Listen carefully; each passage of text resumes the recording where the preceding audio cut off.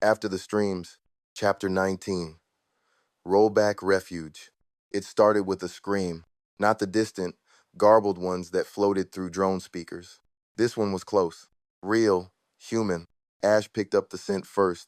Will took off after her without hesitation. The others followed. They found him in a dry creek bed, face bloodied, ribs exposed, fending off three masked attackers with a rusted shovel.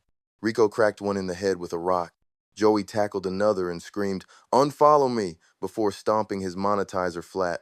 Ren dropped the third with a shot to the thigh. The man mid-40s, tan coat, glassy-eyed, gasped between coughs. Y'all ain't streamers?" Will shook his head. "Then you just saved my life. Meet Cyrus." He said his name was Cyrus Kane. Told them his family wasn't far just west, holed up in what used to be a Walmart supercenter. His brother, wife, and daughter were alive. Barely. We got lights, food, security doors. Hell, we even kept the toy aisle for the kid. You helped me. Least I can do is give y'all a place to breathe." The group hesitated, but after everything, the vault, the transmission, the fire, they needed somewhere to regroup. They followed. The Walmart camp, it was half fortress, half graveyard of the old world. Shopping carts welded into barricades. Solar panels taped to checkout counters. A kids' play area now filled with booby traps. And shelves, actual shelves with food. Cyrus's wife, Lena, kept watch with a bolt action. His daughter, Maddie, barely spoke. His brother, Miles, had rigged an intercom system using baby monitors. Ivy, "This is home?" Cyrus, "Not quite, but it ain't hell either." They ate. Rested. Bear laid next to Maddie without growling. Ash actually fell asleep. For a few hours, they felt human again. A choice to make. But the radio still looped. "Group 7, Hollow Ridge, please, someone." Rin stared at the ceiling of the old electronics section. "We can't ignore that. Rico, we just got good here. Will, so we either stay and become watchers or move and stay human." Cyrus stepped in, wiping grease off his hands. "This place'll hold. Y'all help me. Save me. I'll keep your people safe if they need to come back. But I seen what's out there. If there's still folks trying to do good, you go." Final prep. They fortified the entrances, welded the garden center shut, reinforced the pharmacy doors, posted a dummy drone head above the entrance to scare off other cultists. Before leaving, Maddie gave Ash a plush toy shaped like a squirrel. Ash carried it in her mouth the whole walkout. "Joey, this is either the dumbest idea we've had, Rico, or the only one that matters." The group stepped onto the cracked asphalt and didn't look back. The feed was waiting. The pines were calling. Chapter 20, Fire Below, Fire Above. The ground trembled again, heavier this time, like a drum beat, or a warning.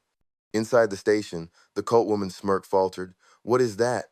Rico, bleeding from the lip but still standing, wiped his mouth and muttered, "You're about to find out." With a deep, concussive crack, the pavement behind the gas station split like paper. Chunks of asphalt erupted as something burst from the Suwersa flood of heat, steam, and motion. An old utility tunnel, ruptured from the nukes and recent tremors, finally gave out, and from it, not water, not fire, but them, the infected, dozens of them, mutated, fast, covered in radioactive boils and patches of armor-like skin, barely human, some wearing the shredded remnants of hazmat suits and branded influencer merch on, still had a cracked phone gimbal clutched in its twitching hand. "Everyone inside," Will shouted. "No," Sky countered, pointing to the gas pumps. "They'll ignite to get back." Chaos exploded. Cultists forgot about hostages and tried to flee, but the infected moved like smoke and static howling, cracking limbs, dropping bodies in seconds. Ash and Bear went to work, holding a line long enough for Trey and Sky to drag the barely conscious Rico into a side alley. Miles swung his hatchet like it owed him money, tearing through an infected's arm before getting knocked to the ground by another. One of the cultists tried to flee with a hostage slung over his shoulder but was swarmed mid-sprint. Screams folded into a wet silence. Will grabbed the woman who'd led the ambush and slammed her against the brick wall. "Where's the rest of your group?" She spat blood and grinned. "Doesn't matter, you brought the content with you." He hesitated, and she stabbed him. A jagged piece of glass, straight into his side. Will dropped to a knee. Then Ash bit down on her wrist so hard she screamed and dropped the shard. Sky pulled Will away as more infected rounded the corner. Bear threw himself at them in a fury. The group fled, through an alley, over a fence, into a collapsed bakery. They didn't stop until their lungs burned and silence returned. Later, huddled in the dark, Sky wrapped Will's wound while Miles stood watch. She said, "We brought the content with us," Trey murmured. "What does that mean?" Rico, voice low, "It means this ain't random, it's curated." The camera feed in the corner of the bakery blinked, re-recording. They weren't alone, and they never were. Chapter 21, The Walmart Burns. It was supposed to be a checkpoint, a place to return to, rest, regroup. But as they approached the hill overlooking the parking lot, everything felt wrong. Sky stopped first. Smoke. Not campfire smoke. This was black, oily, angry, thick. The group crept to the ridge and stared in stunned silence. Walmart was on fire. The chain link fence had been twisted inward, shopping carts overturned, a trail of blood smeared across the pavement, still wet. A propane tank near the loading dock had exploded. The crater looked fresh. Ash whimpered. Bear stood frozen. Rico dropped to one knee. They hit it hard, not infected, no bodies chewed. These were people. Will clenched his teeth, holding his side where the glass wound still oozed beneath the bandages. Not people, wolves. They made their way in quiet and fast. Miles scanned aisles once stocked with survival gear, now looted and smeared with ash. Broken jars, busted generators, a handprint on a freezer door. Still warm. Inside the back room, they found Mike, the man they'd saved during the ambush, slumped against a pallet of bleach bottles, arm wrapped in barbed wire like he tried to hold off a breach himself. He was alive. Barely. "They came through the garden center," he rasped, "said we had what they needed. They weren't looters, they were clean, organized, had matching gear, smelled like cologne." "Who's left?" Will asked. Mike coughed blood. "Jess took Lily and hid in the tire shop. Or tried to. I saw flames." Ash sprinted ahead. Will followed. In the back corner, inside a shattered display of kids' bikes and deflated basketballs, they found Lily curled up under two old tires, shaking, alive. Jess, her mother, hadn't made it. Her body was nearby, no blood, just gone, still like she'd accepted it. Sky knelt beside the girl, who wouldn't let go of a toy flashlight. "She didn't cry," Sky whispered. "She just waited." The group buried Jess behind the building, under an overgrown billboard that once advertised rollback savings. That night they lit no fires, no talking, just listening. The girl eventually spoke. "The men who came, they said you'd come back." Will looked up sharply. "What?" She nodded. "They said, they'll come back. We'll be waiting." Rico looked around, eyes scanning the rooftops. This was a message. Miles gripped his axe.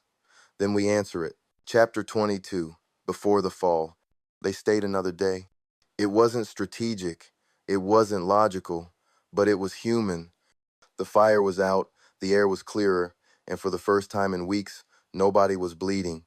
Miles managed to restore power to one of the backup generators using salvaged wires and a busted-up drone battery. When the lights flickered on that humming fluorescent blue glow overhead, it felt like a resurrection. "Ladies and gentlemen," he said, arms wide, "welcome back to corporate America." They laughed. A real laugh. They cleaned what they could, organized the shelves. Sky found a stack of plastic lawn chairs and built a circle in the garden center. Trey wheeled over a flat-screen television that still worked. Rico raided the DVD bin and found an unopened copy of Rush Hour 2. They watched it on mute. Everyone filled in the lines. Ash dozed off with her head in Will's lap. Bear snored on a yoga mat. Lily giggled at the movie, clinging to Sky like she'd known her forever. For a few hours, the world didn't feel broken. They weren't survivors, just people again. Trey cooked spam and canned pineapple over a makeshift grill. Rico opened a warm bottle of apple juice and toasted to the weirdest dinner party I've ever been invited to. Will smiled. Actual smile. No ghost behind it. "I forgot how good it feels," Sky said, pulling her knees up to her chest. "Just existing, not fighting." "Don't get used to it," Rico muttered, but didn't mean it harshly. The group took turns on watch that night, but even then, the air felt lighter. Then, just before dawn, a sound, not the growl of infected, not the hum of drones. Laughter, high-pitched, unnatural, almost digital. Then a screech of tires outside. Will was on his feet before the next sound hit, the unmistakable click of a loudspeaker. "Good morning, stars," said a voice that echoed through the parking lot, twisted and gleeful. Group 7 has been found. Showtime. A spotlight snapped on, then another, scanning, searching. The group scattered into formation, weapons drawn, hearts pounding. The moment was over. Normal was gone again. Chapter 23. The Girl Who Watched Too Much. The spotlight sliced across the Walmart parking lot like a blade. Trey pulled Lily behind an overturned checkout counter. Stay down. Don't move. But she didn't cower. She watched, eyes locked on the drone's light as it hovered just out of range. Her head tilted, calm, too calm. Then she whispered something. Trey leaned in. What was that? I said. Lily murmured again, louder this time, still staring at the drone. They're not here for you. Trey flinched. What? She looked up at him, not afraid, not confused. They're here for me. Above them, the drone clicked, almost like it hurt her. Then it dipped, not toward the group, toward her. Will barked an order. Sky Dove. Miles raised the rifle. But Lily stepped out from cover, alone, palms raised, that same toy flashlight dangling from her fingers. The drone froze midair, and then, for the first time in any of their encounters with the machines, it retracted, folded into itself like an obedient pet, and flew away. Everyone stared. What the hell was that? Rico demanded, rifle still drawn. Sky started. I don't think it saw her as a threat. Miles shook his head. Number, that thing stood down. That thing took orders. Lily turned slowly. Her eyes shimmered in the pale fluorescent glow. My daddy built the first prototype, she said softly. He used to test the commands on me, told me if I talked to them just right, they'd listen. Silence fell like an avalanche. Will stepped forward, gentle but firm. Lily, where's your father? She smiled. Inside the signal. From somewhere deep in the drone's retreat path, a new beacon lit up. A stuttering red pulse. Morse code. Miles grabbed the radio and dialed manually. A signal kicked in, clearer than anything they'd caught before. A man's voice, half glitched, repeated, Come home, Lily. Come home to the tower. Chapter 24. No one's broadcasting. The light blinked through the trees, blood red and pulsing. No audio, no static, just a rhythm, a countdown maybe, a warning, or worse, a promise. Will watched from the treetop, limbs trembling in the cold. The pine beneath him creaked. He studied the direction, roughly northwest, close enough to risk it. He slid down the trunk and landed quiet. We follow the signal, he said, brushing bark off his sleeves. Rico's voice cut the silence. We don't even know what that is. What if it's a trap like the last one? Will met his eyes, calm, certain. Then we spring it together, but we're running out of food. We've got maybe 12 hours of clean water. I'm not waiting for death. Rico didn't argue. He just turned and started walking. Uari. The landscape changed as they moved. Gravel paths broken by roots, moss-covered highway signs in languages no one used anymore. Sky trailed near the back, her scarf wrapped tight against the wind that felt like knives. She checked her hands, fingertips starting to purple. Trey walked just behind her, his jacket unzipped and hanging loose, like he couldn't decide whether to stay warm or stay fast. Lily didn't speak. She hadn't since the drone. She just watched. Anne clutched the flashlight, dead for 2 nights now, like it still had magic in it. Uari. Around noon, the sky dimmed. Clouds like ash drifted in, thicker than rain, heavier than fog. They found a collapsed overpass and ducked under it for cover. Will took stock with quiet efficiency. 3 bottles of water frozen solid at the base. 2 protein bars both near expired, edges white with freezer burn. 1 can of beans dented and leaking, tossed. No firewood, no battery power, no gas. Bear limped to a stop, collapsed in the shade. His paw was cracked open, dry blood frozen like rust along the fur. Ash lay beside him, growling low every time someone looked too long. Sky sat and rubbed her palms together, whispering a mantra to herself. I used to order sushi in bed. I used to order sushi in bed. Miles shook his head. We're not going to make it like this. We're not. No one's quitting, Will replied, too tired for fire in his voice. Lily suddenly looked up. We're close. Uari. They moved again, quieter this time, not out of fear, out of exhaustion. The beacon led them to a clearing where a dead tower slouched sideways like a broken neck. It had once stood tall. Now it groaned with the weight of its own irrelevance. They approached slow. Ash's ears twitched. Bear whined. There were no guards, no perimeter, no footprints in the snow, just a makeshift crate lashed to the frame. Inside, a cracked shortwave radio, blinking but silent. A rusted match tin, one match inside. A plastic canteen half full, ice crusting its edges. And a folded note in childlike handwriting, ink smeared from old rain. If you made it this far, you're still human. Take what you need. Don't wait for help. The tower doesn't exist. It never did.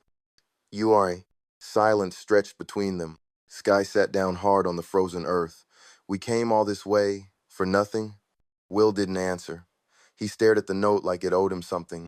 Miles crouched beside the radio. It's still drawing power from something. Old solar, maybe. I might be able to. Crack. A sound behind them. Quick. Gone. Rico turned, gun half raised. We're not alone. Lily stood slowly, as if in a trance. He told me this would happen. Trey looked at her. Who? She looked past him, past all of them. My dad. Before he disappeared, he said one day the signal would go dark and everything would get louder. And they stood there in the cold, under a dead tower that never spoke, holding one match and a half-frozen lie.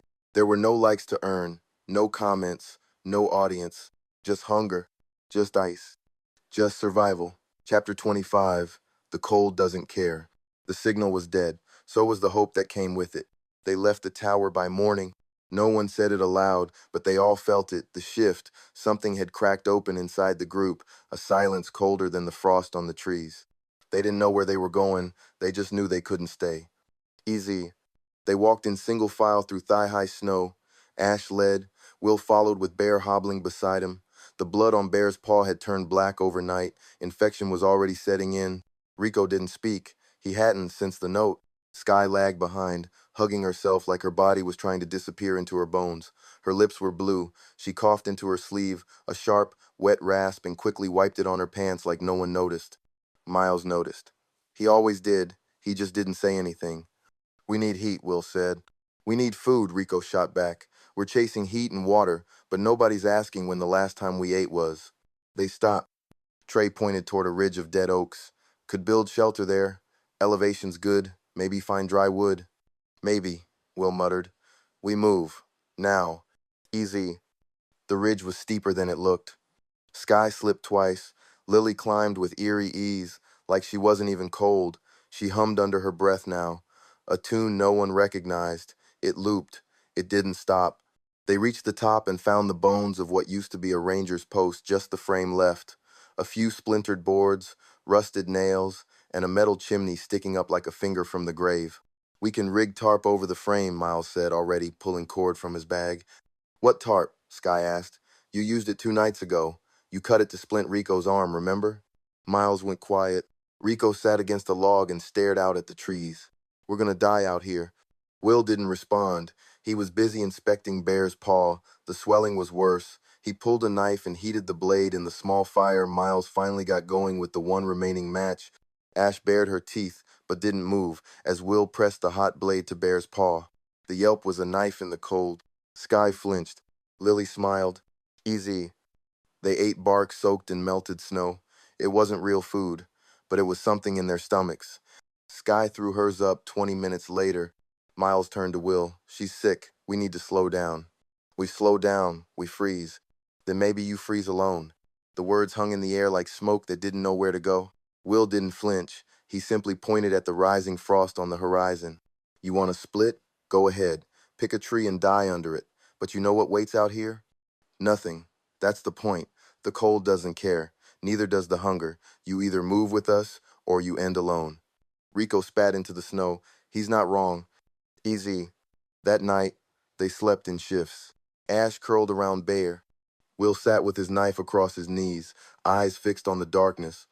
At some point after midnight, Sky's breathing turned shallow. Will moved to check on her. Her forehead burned.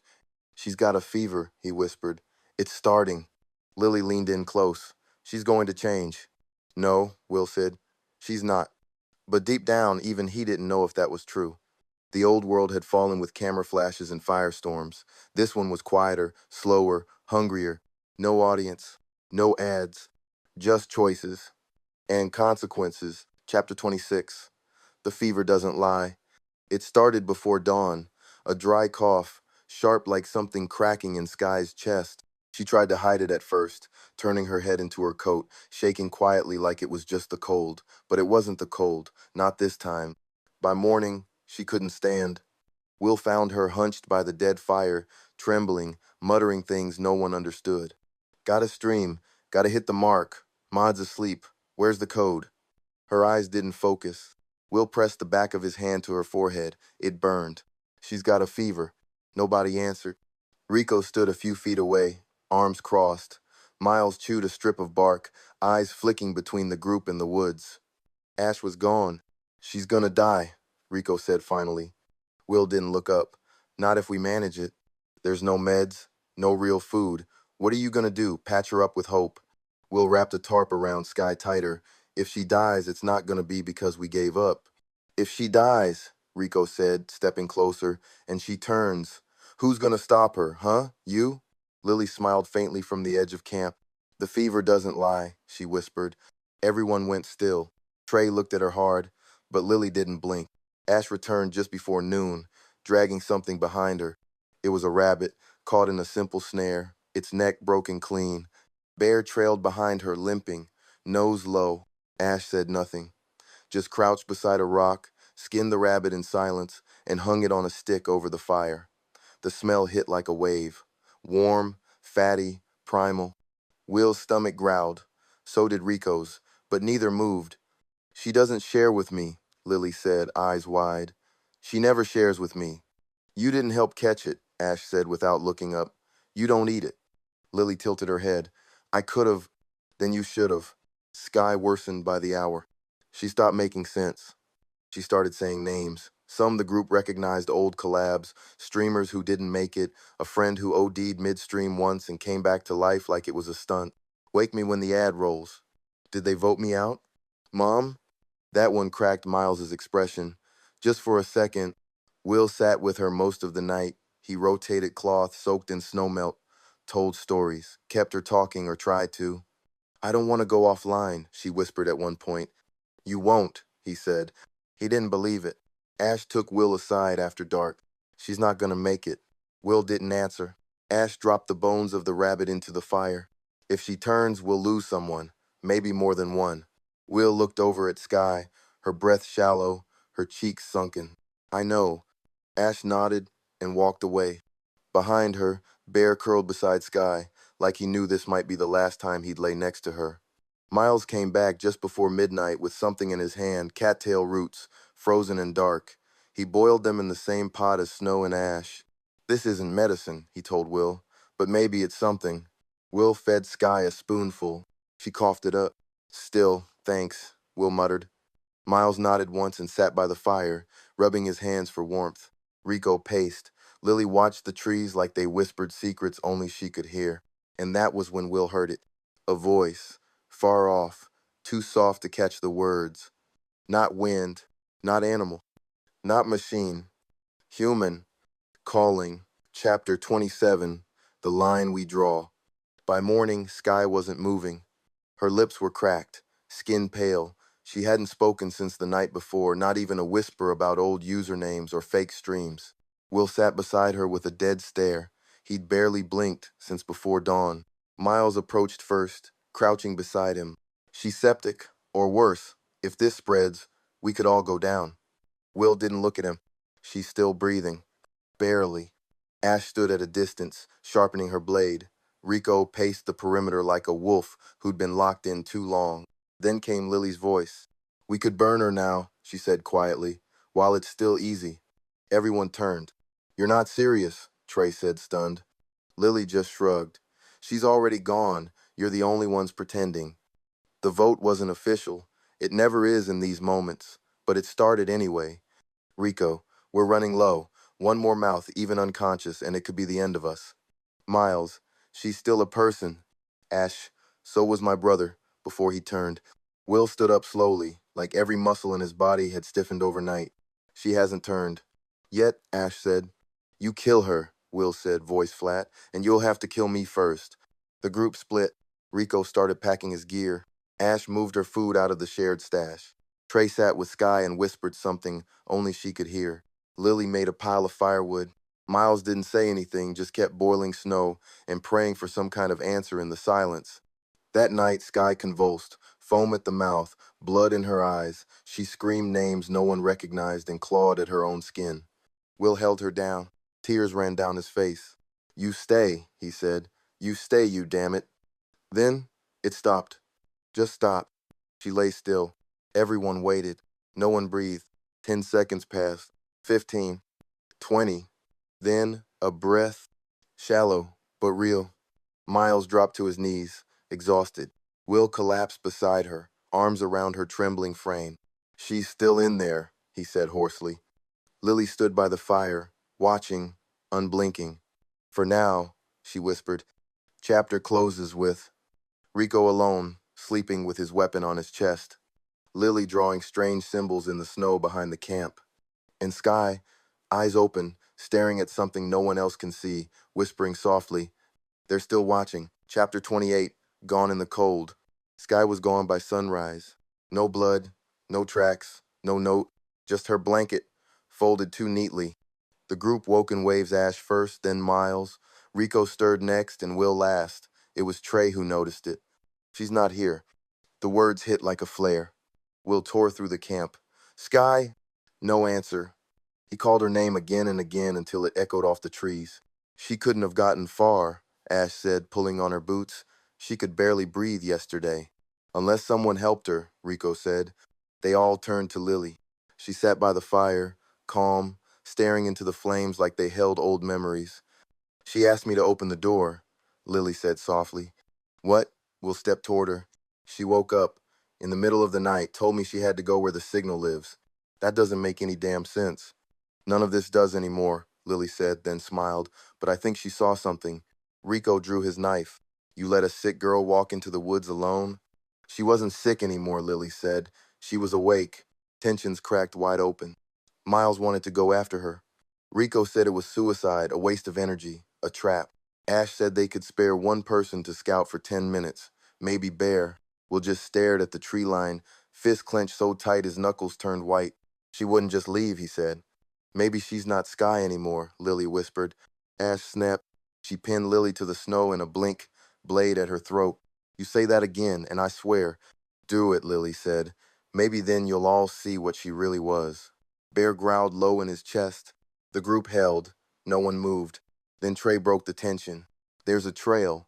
Everyone turned. Trey stood near the trees, pointing at a set of staggered footprints leading away from camp, half shuffled, half dragged. No boot prints, just bare feet. Rico's eyes narrowed. "Those aren't hers." The chapter closes with the group split on whether to follow the tracks or move camp. Will sitting alone with Sky's folded blanket whispering, "I'm not losing you again."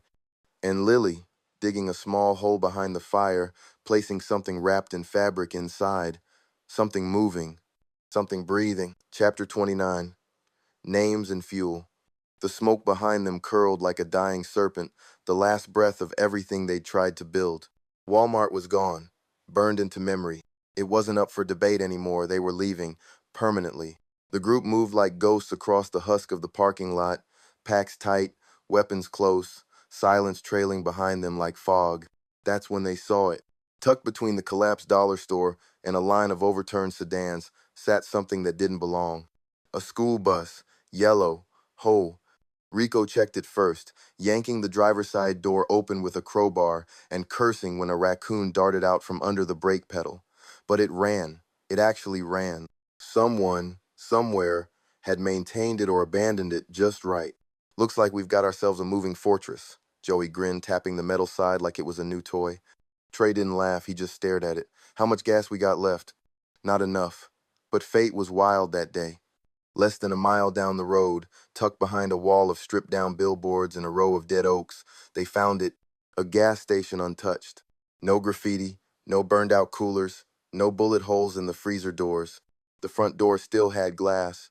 They swept it fast, Rico and Joey in first, Natoya hanging back near the pump islands with Bear and Ash, the dogs, hand on her knife, eyes scanning. Inside, there were cans, dozens of them, still sealed.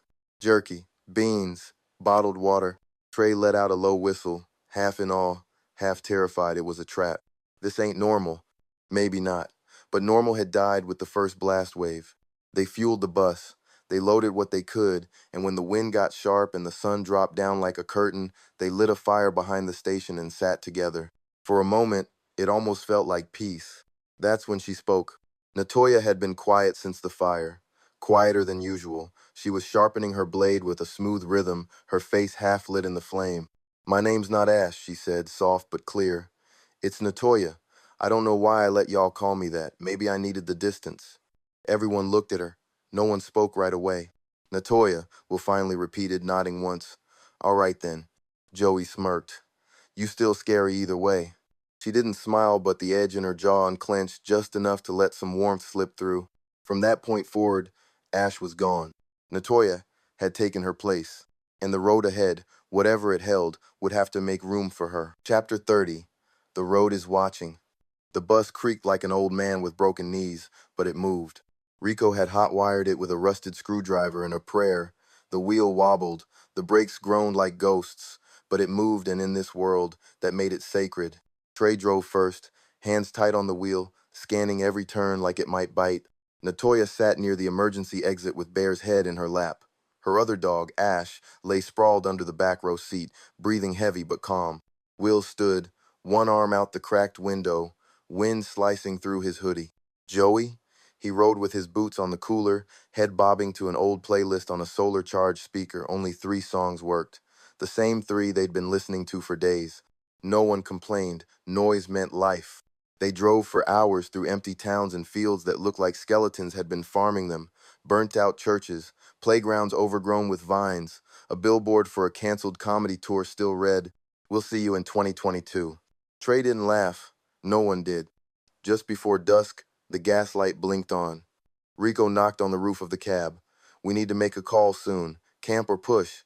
"Camp," Natoya said before anyone else could speak. "We don't know what's out here after dark." Joey raised an eyebrow. "When did you become Team Mom?" "I'm not," she said, standing and walking toward the front, "but I still like being alive." They pulled off near a crumbled overpass and parked the bus half hidden under a collapsed highway sign. Trees leaned like eavesdroppers on either side. That night, they sat around a fire again, smaller this time. No stories, just the dull sound of chewing and thinking. Trey sharpened his blade. Will patched a tear in the tarp. Natoya fed Ash and Bear and said nothing, staring at the woods like something might come out of them. "You ever think we're just prolonging it?" Joey asked. "Like, we're not surviving, we're just dragging it out." Rico didn't look up from the map. "Every second you breathe, that's survival. Don't cheapen it." No one responded, but that silence, it wasn't comfortable. It felt like the kind of silence right before something goes wrong. Out in the dark, a branch snapped. Everyone froze. Natoya stood, hand to her knife. Will cocked the pistol, but nothing came. They waited for 15 minutes in stillness. And when nothing emerged, they crawled into the bus in shifts, each pretending they could sleep.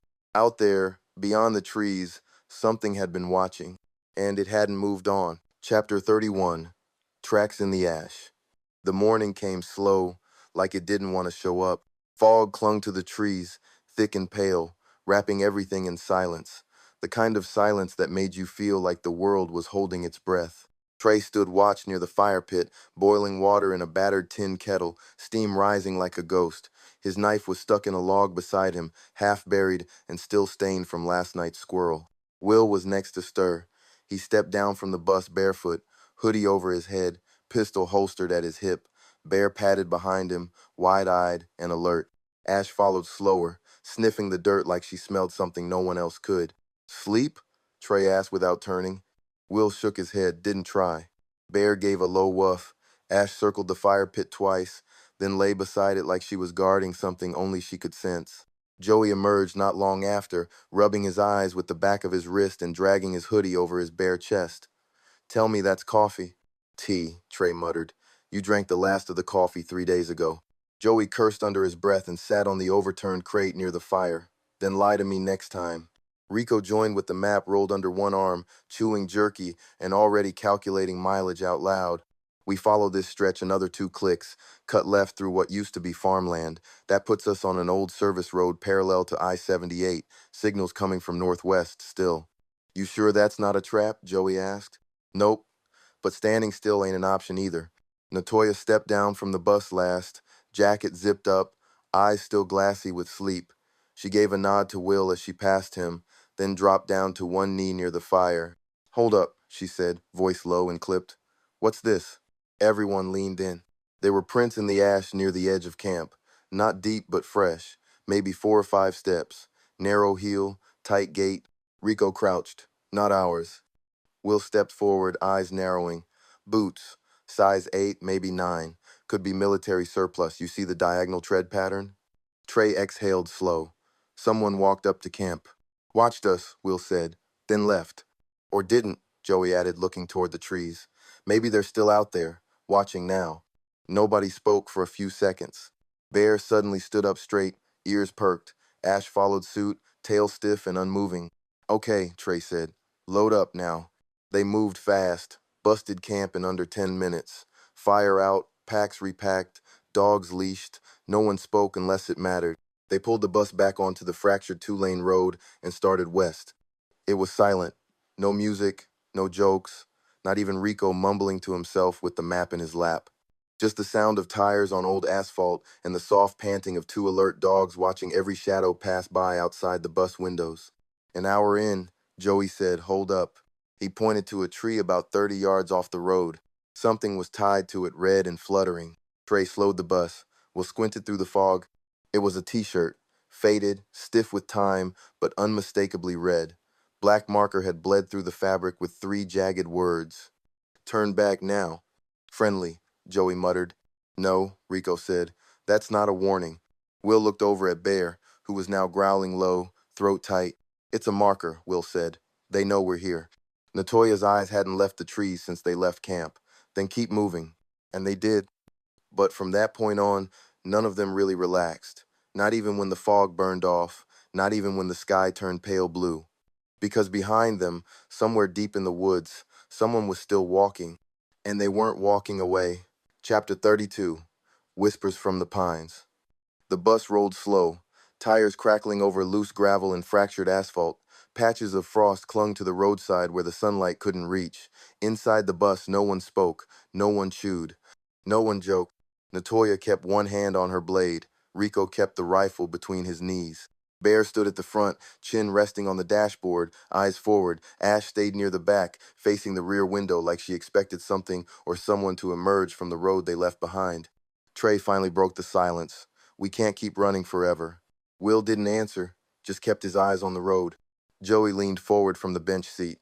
"Ain't running. Just being smart." "Smart's what gets you killed when the people watching you ain't dumb," Rico added. "We're moving in daylight. Big yellow target." "Then maybe it's time we stop hiding," Trey said. The words hung in the stale air like smoke. That's when the shot rang out. The front right tire exploded, a sharp bang, followed by the screech of rubber and the grinding of metal against broken road. Will yanked the wheel, but the bus lurched sideways, tires skidding. They slammed to a stop in a shallow ditch. Everyone hit the floor. "Sniper?" Rico barked. "Too close for a sniper," Will gritted, crawling toward the door. Another shot pinged off the metal shell. Then came the voices shouting from the trees. 4, maybe 5, moving fast. Bear growled. Ash let out a sharp bark. Will pushed open the side door, pistol drawn. "Out! Now!" The group scattered into the woods behind the bus, ducking low, weapons drawn. Natoya grabbed a go bag and hauled Rico behind a stump as more shots cracked through the trees. "Who the hell are these people?" Joey shouted. "Doesn't matter," Trey barked. "They want what we have." Will crouched behind a fallen log, Bear next to him, ears up. He saw movement, a figure darting between trees. Camo jacket, ski mask, rifle. Will took the shot, one down, but another came from the other side, closer. Too close. Ash lunged before the man could fire. She hit him hard, tearing into his arm. Will rushed in behind her, finishing the fight. "Two down," he muttered. Then it stopped. The gunfire. The yelling. Just like that silence. Then, laughter. A voice echoed from the tree-lined female, sharp like cracked glass. "You shoot fast," the voice said, "but not fast enough." "Show yourself," Will shouted. "You're walking in circles," she called back, following signals, eating scraps. "You're not survivors, you're prey." Then footsteps, fading. They were gone. Just like that. No bodies, no backpacks, no clues, nothing but the smell of gunpowder and the punctured front tire of a dead bus. They regrouped an hour later, bruised, rattled, unsure what they just survived. We fixed the tire, Trey said. No spare, Rico replied. Then we walk, Will said flatly. Northwest. Signal still pings every 3 hours. That means someone wants us there. Joey looked down at the bullet-riddled side of the bus. Or someone wants us dead. Will didn't blink. Both might be true. They packed up, and this time they walked. The pines whispered overhead. And somewhere, that voice laughed again. Chapter 33. Smoke and Steel. The forest opened like a wound. Black scorch marks stained the frostbitten trees. Broken branches littered the path, and the air smelled like melted rubber and long-dead gasoline. A mile from the ambush site, they found it the remains of a military convoy, scattered like bones along the broken road. 4 Humvees, 1 fuel truck, a wrecked comms rig, and bodies, some still strapped in, some missing pieces. Will raised a fist. Everyone stopped. Rico scanned the tree line. No buzzards. That's not right. Natoya stepped forward, her voice low. This wasn't recent. Maybe a week. 2 max. Joey crouched beside one of the vehicles. Tags say 82nd Airborne. Why the hell were they out here? Will didn't answer. He was staring at the comms truck, half its roof caved in, wires dangling like veins. Inside, a cracked monitor flickered. And then, a voice. Static hissed, then garbled words. Base compromised, civilians unaccounted. Operation Wraith is static abort all recovery. Rewind that, Trey said. We'll tap the console. It sparked once, then died. Too late. Rico moved past him, flashlight sweeping. Bodies are burned, some bullet wounds, but this. He pointed to a melted metal panel. This is from inside. What kind of gear melts armor from the inside out? Natoya muttered. Then she saw it. In the back of the comms truck, under a shredded tarp, a crate, military locked but not sealed. Will cracked it open. Inside, Merez, iodine tablets, water packets, and 1 envelope, no name, just a stamp. Project Perseid. Level 3, biohazard. Natoya pulled it out, but her hand shook. We shouldn't open this. No, Will agreed, but we need what's inside. Rico nodded at the vehicles. We can't stay here. Loot what we can. Torch the rest. Why burn it? Trey asked. Will just looked at him. Because whatever hit this convoy didn't finish the job. As they packed up supplies, a low hum started deep and unnatural. Everyone froze. Ash Natoya turned to the north. That's not a drone. No birds, no wind, just that hum. Then silence again. They moved fast. By nightfall, they were 2 miles out. Behind them, in the hollow of the road, the convoy crackled, and one of the bodies stood up. Chapter 34. The Sky Cracks and Truth Leaks. The first lightning strike hit the ground like a punishment. They'd barely moved a mile from the wrecked convoy when the storm dropped on them like a hand from God, black skies splitting in jagged white veins, wind howling through the trees like something alive, not rain, hail. Shards of ice punching through branches, slapping hard against Will's coat. Shelter, he yelled over the roar. Now! Rico spotted the half-collapsed gas station tucked off the road, its roof dented but holding. They poured inside, boots splashing through old puddles and rat droppings. Natoya shoved the door closed, then leaned against it, panting. The lights flickered, just once, then silence. Not total silence, the storm was still tearing the outside world apart, but the kind of silence that feels like it's waiting for something. Inside, the air was cold and old. Shelves were bare, the fridges dark and humming like a low warning. Will pulled the Project Perseid envelope from his coat, now speckled with blood and dust. They circled up. Joey lit a busted oil lamp. Shadows danced on their faces. Will opened the file. Inside, printed photos, documents, and a flash drive. Rico frowned. No laptop. Doesn't matter, Natoya said, lifting one of the papers. The first page had a photo. A man, or maybe what used to be, a man strapped to a chair, bones blackened under pale skin, veins like wires crawling up the neck, a barcode tattooed across his forehead. Subject 14C, exposed to viral payload, no cognitive function, strength plus 300% baseline, skin necrotic but dense, pain response removed, memory retention minimal, hostile to all stimuli, Current status, containment failed. Joey dropped the lamp. It flickered but stayed lit. Hostile to all stimuli? The hell does that mean, he asked. Will kept reading. Operation W. Wraith. Objective, field testing in low-density urban zones. Goal, predict civilian reaction to hybrid bioweapon threat. Wait, Trey said, voice cracking. This wasn't an outbreak. This was a test? Number. Natoya's voice was hollow now. This was a rollout. A map was paperclipped to the final page. Red zones covered the West Coast. Dots bled inward Denver, Dallas, St. Louis. And one word stamped across the top. Live field experiment. Phase 3 cleared for deployment. Rico stepped back. They did this on purpose. Lightning flashed again, closer this time. The glass above the checkout counter shattered, raining down on them. Turn that off, Will barked. Kill all lights. Joey obeyed. Now the gas station was pure dark. Just their breathing, the rattling storm, and something else, a thud. Outside, then another. Heavy footsteps, but not boots.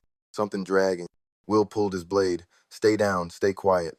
The window behind them lit up again with another flash of lightning, and for just a second, they saw it. Outside the glass, a figure, pale, slumped. Then its head twitched toward the light like a hawk snapping to prey, and it smiled. Chapter 35. The edge of the map. The first one hit the door like a battering ram. It didn't scream, it didn't growl, it just slammed against the rusting hinges like it had nowhere left to go but through. The second strike buckled the top corner. By the third, the frame was splintering. Will stepped in front of the group, jaw tight. We're not dying in a damn snack aisle. Back exit, Trey called out, grabbing Natoya's hand.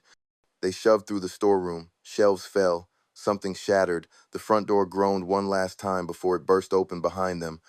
Joey didn't look back. Move! Outside was chaos, a downpour so cold it cut through their jackets, muddy ground swallowing their boots. The woods loomed ahead, and behind, something shrieked, too human to be an animal, too broken to still be a man. They ran. Half a mile in, soaked and shivering, they ducked behind a collapsed pine. Rain hissed off leaves. Somewhere, glass cracked. The thing was still tracking them. Keep low, Will muttered. That's when the flashlight hit him. Not from behind, from ahead. A blinding beam washed over them. Hands up, don't move. Everyone froze, except Rico, who started to draw until Will stopped him with a glance. Two figures stepped out of the trees. A woman in tactical gear. A man in a soaked camo poncho with a scoped rifle. We saw your fire, the man said, and heard the screams. We were at the gas station, Trey said, panting. That was inside Zone 4, the woman replied, lowering her rifle. Zone what? Natoya asked. You'd better come with us, the man said. It's not safe out here. They were led to a fortified hunting cabin, deep in the woods, wrapped in barbed fencing and repurposed solar panels.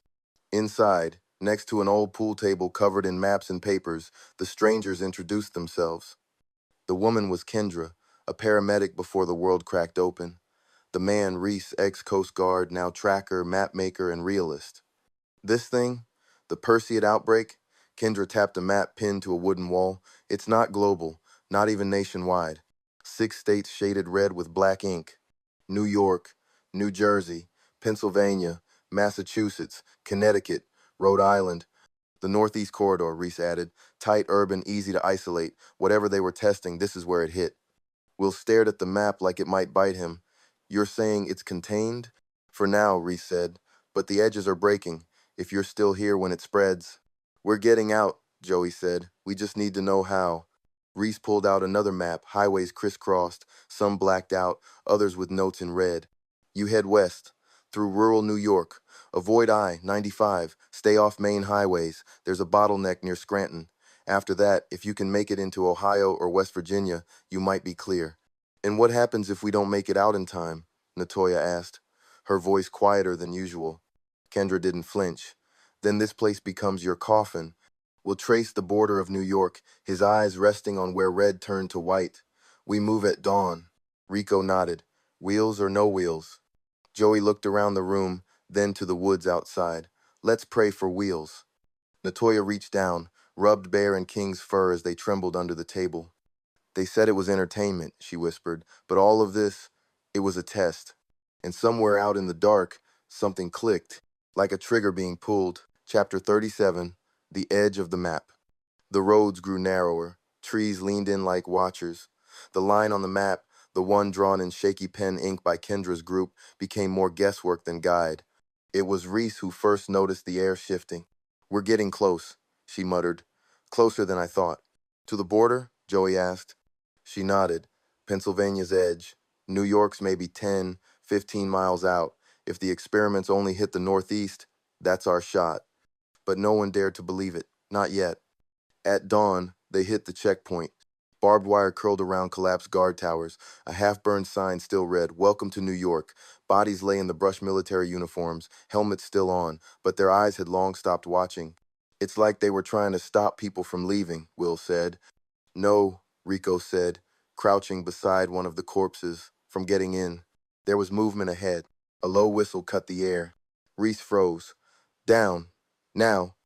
Behind a rusted ambulance, three survivors emerged, holding rifles, scavenged gear, and a hand-painted sign that read, "Turn back. Plague beyond." The man leading them was in his 50s. Tired eyes, tactical vest, no insignia. "You ain't infected?" he shouted. "No," Will replied, hands raised. "Just trying to leave." "Everyone says that." Another woman stepped forward. "Name's Pam. We've been holding this crossing for 3 weeks. Nothing passed here but ash and rot. If you go forward, your lives are yours, but don't expect rescue. There's no cavalry coming, just more silence." Joey swallowed. "What's west of here?" "A little peace, a lot of ruin, and less of the nightmare." They let them pass. No bullets, no threats, just eyes that had already seen too many people go forward and never come back. 2 miles out, the Whisperer sputtered. "It wasn't fuel, it was weight." "We've got to ditch supplies," Trey said. "Number, we need this," Reese argued. "There's no refuel once we're out there." "I'll go on foot," Natoya offered. "Absolutely not," Will snapped. "Not alone." Natoya's jaw tensed. "Then we figure something out." King barked, and then Bear followed, pacing nervously around the bus. They weren't the only ones uneasy. In the distance, thunder rolled, but not the kind that came from clouds. Will climbed onto the roof of the bus, lifted binoculars. His breath caught. "Drone, big one." "Military?" Joey asked. Will shook his head. "Too old, too patched together. Could be Perseid, could be scavengers." Reese tightened her grip on the rifle. "Either way, we move. Now." They drove into the woods, hiding the Whisperer under camouflage netting and brush, just in time for the drone to pass overhead. It didn't fire, it just watched. That night, as they set up camp among blackened tree trunks, Natoya sat beside Will. "You still think we're getting out?" He didn't answer right away. Then finally, "I don't think, I hope. Thinking's for people with a future. And us? We're just making sure we still have a present." Episode 6, Outro. If you're still breathing after that chapter, you're not alone. The story's only getting deeper, darker, and more dangerous. If you felt the weight of that drone overhead, just wait. The shadows have names now. Hit that like button if you're riding with us, subscribe if you haven't already, and tap the bell so you never miss the next drop. We're uploading daily. And you already know the name Whisper Between Worlds. Until next time, keep your eyes open and your soul quiet.